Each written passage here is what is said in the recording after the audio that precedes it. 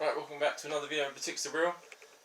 Today we managed to go see New Mutants, the newest X-Men film. There's not much to say about it because it's a new one. It's not. There's none of the old X-Men or anything, so it's essentially a new version, which obviously the New Mutants. Because I don't this is the first X-Men film for a while, isn't it? Yeah, since Logan. So I mean, all the other people. I looked at it as if Logan was the, everyone's disappeared, so this is the New Mutants. You didn't really see, they didn't mention any of the old ones, they only said X-Men in it once. They mentioned X-Men, but because I don't really know what they're doing with X-Men now. Are they trying to put them into the cinematic universe, or because the last one with Thingamajiggy, Hugh Jackman. No, I can't remember his name. The bloke who played Mr. X in the newer ones. Oh, Smackaboy. Yeah, James McAvoy. I don't know. They're not supposed to be in the MCU, are they? They're just their own thing. They were like the originals, weren't they? They were when they were younger, and then they grew up to be Hugh Jackman and. So I don't know if they're like anyone could grow up to be Patrick Stewart. I don't know if they're attempting to do like an MCU thing of this film or not. Well, the New Mutants was a entirely separate comic, wasn't it? There's actual series of comics and stuff. They must be doing something with X-Men. It's like Fantastic Four, they're apparently supposed to be doing. Well, they've restarted that 1,000 times, and they will.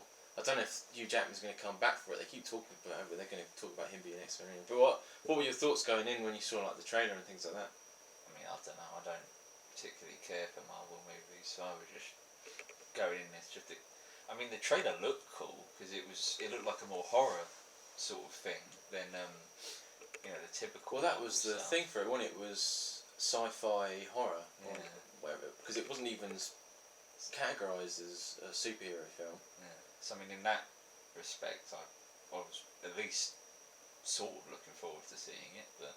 Yeah, I thought it would be alright. I think it'd be not. I was expecting it to be a nice change from the whole X-Men thing, like people hating them and then going off to battle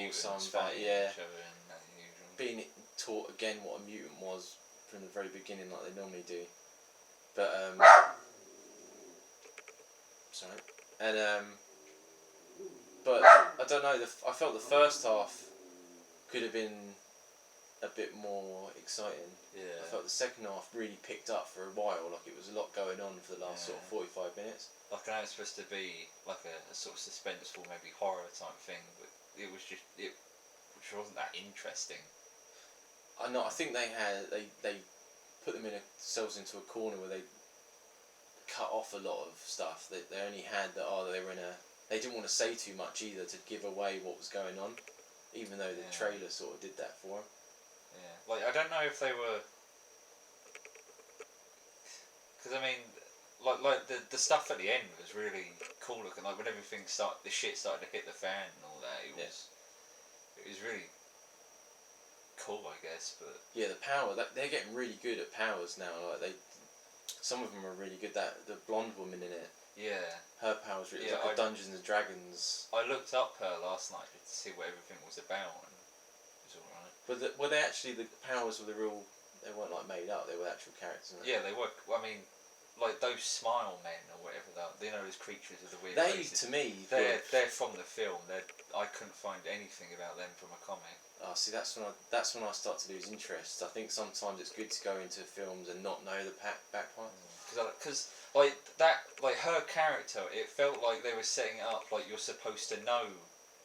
Like if you read the comic, you should know who Leica is and what her background was. But then when I googled it, those smile men were completely made up. They're for the film, but they sort of had them set up like you would recognise them or something. See, I was discussing that with my mate the other day that it's better. It's be a nice, refreshing change to go into a superhero film and not be spoon-fed the backstory. To go in and assume that you knew what was going on, you knew who that person was and how they got their powers. And I think that was a nice way because even it was like, tell us your first experience using your powers. It felt more like therapy than this is how they did it. This is it. Spoon, Yeah. Information. I didn't read up on any of the other characters, but I assume that maybe some of them were, maybe a mixture. Yeah. Of comic and whatever. I think they took what they needed to make the film as accurate as they wanted it to be. It's still got a... It's like when you watch some like children's films and you think to yourself, there was one, it's called The Hole or something like that. And like those smiley men, I thought they were really graphic. Like if I was a kid, like that would put me off a little bit. It was a 15, so I wouldn't really call it a kids. Well, like a normal Marvel. But most parents film. now, like, you know what I mean, like like all the new Marvel film, kids love superheroes. It's taken to that. Yeah, but parents put up with the ratings, but they don't really care. I mean, if it come on the telly, they let their 9-year-old kid watch. Yeah, they'd buy their 6-year-old kid GTA. So I don't think. Yeah, so the ratings are just for stopping parents taking to the cinema. But I felt, it was. Yeah, like those Smile Men at least were freaky. I wouldn't say. I've seen some headlines and reviews, and they said like the worst X-Men film so far. But like I said, they only mentioned X-Men once. So if you look at it from it's a mutant film, I enjoyed it. I was a bit bored at the beginning, but they were building it up. But the last sort of 45 minutes was really entertaining. Yeah. The powers look really good. I don't know, like, are they bundling all X-Men films, like even the ones way back when, or just the most recent ones? Well, I thought they were going to redo it with the young Wolverine girl. You know, in Logan there was that girl. Oh, yeah. I thought they were going to do something with her, because they had the facility of all the X-Men. I thought that was New Mutants, but then they showed a flashback of a facility that had mutants in it. So that's what I meant to Google, the Essex Corporation and all that as well, but I completely forgot about that. I just I don't know. But so, what did you think of it? What was when you came out? I mean, I wouldn't watch it again, but see, if it was on the telly, I was right about seeing it. Like, I don't mind. Yeah, it's not one of those ones that you came out and you're like if someone you saw the headline, you saw worst film ever sort of thing. You wouldn't go see it, but I was quite happy to go see it. It was a good film to just watch and not really care, I guess. Yeah. Because only really, I don't know, half an hour or so was when I really actually liked watching it. All the else was a bit boring, a bit. Yeah, I agree with that. It's alright to watch, but I wouldn't go out rush and buy it, or I wouldn't go around screaming about it either. But I wouldn't say it was the worst film ever.